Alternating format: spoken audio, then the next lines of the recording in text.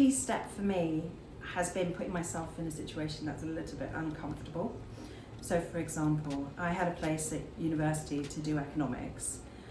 I took a pause and decided actually I could really do with a language underneath my belt, but knowing I'm not very good at them, I looked at courses, applied, and I did a course, which meant I spent half the time in Italy, and I learned production engineering in Italian. If I hadn't have done that, I don't think I'd have had the courage to take a role with BMW in Munich. Knowing again, I didn't speak a word of German, but going there knowing I could cope. It's through those points in my life where I've taken a bit of a leap of faith, made myself a little bit uncomfortable, but really enjoyed it. In my previous life, I first had a career in the Royal Air Force Police where I was employed for 8 years. Had a fantastic time, went all over the world, but that came to an end, and I managed to make this transition into a civilian job as a security manager for Mighty, working at Eurostar. It was quite natural because part of the role in the Royal Air Force Police is doing aviation security, so I was already trained and had that skill set, so that was quite good.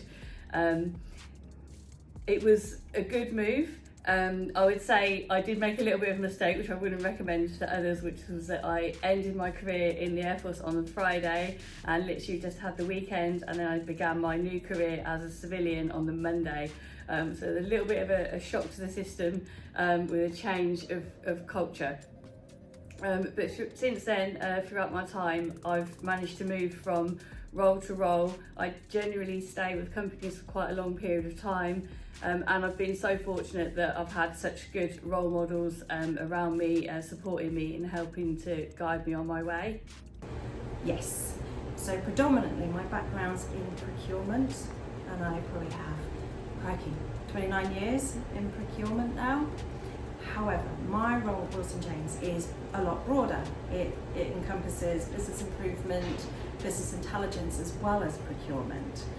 And I adore the diversity. I think the main barrier is the fact that women have children. So maternity policies, paternity policies, parental policies in general, at the moment, I feel negatively affect women's progression in the workplace until that becomes more equal.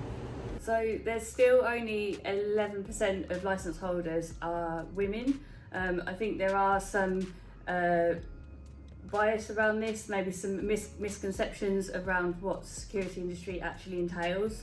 But I think it's our job to, as women in security, that we should project ourselves forward, help break down those stereotypes, and just create positive role models for women in the future. I've been very lucky.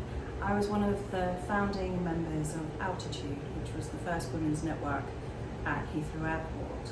And in joining Wilson James, I am the exec sponsor for the Gender Network here.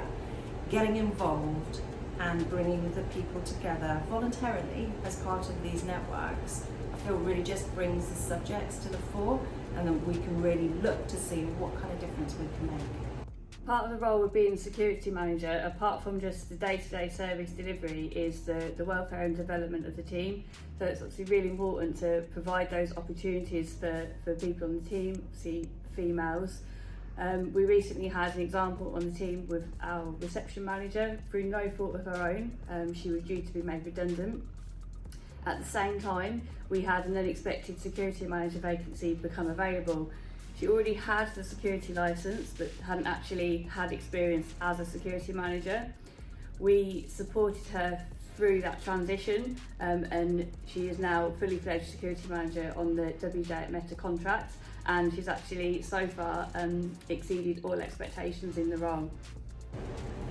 It's going to sound a little bit odd, but actually it's my children. I was fortunate in that when we made a decision about how we were going to manage childcare, my husband decided to take a career break, and he spent all time with the kids. He made sure that Lola got to school, and he did all the toddler activities with Jasper. When Jasper was with his dad, if you ever asked him what he wanted to be when he grew up, it was dentist daddy, or hairdresser daddy, Dr. Daddy, everything had Daddy in its title.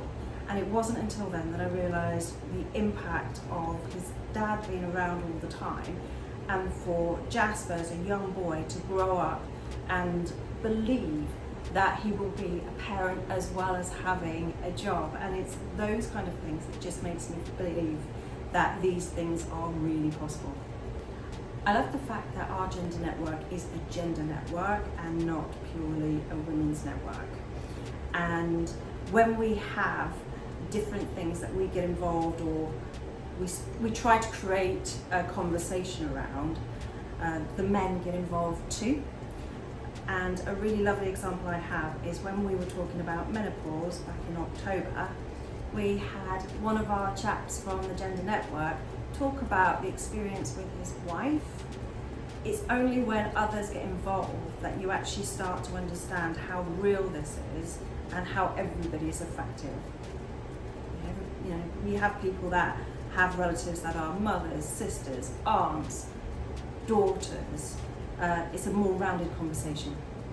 It's really important that the men are viewed as our allies and that they actively support and promote women in the industry. That will go such a long way, and I'm really fortunate that recently myself and another female colleague, we spoke on a panel for women in security at the Excel in London, which was a fantastic opportunity. But what was so important about that is that the accounts director, who's male, and also one of our male security managers came along to that event, and they sat on the front row and were cheering and providing support for that, which was just so appreciated and made such a difference.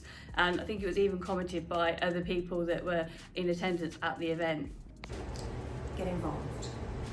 I love our gender network meetings. I love the fact that we have people from different backgrounds, different points in their career, and have different points of view.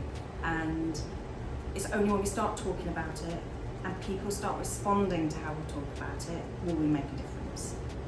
It's really simple. Don't be afraid to use your voice.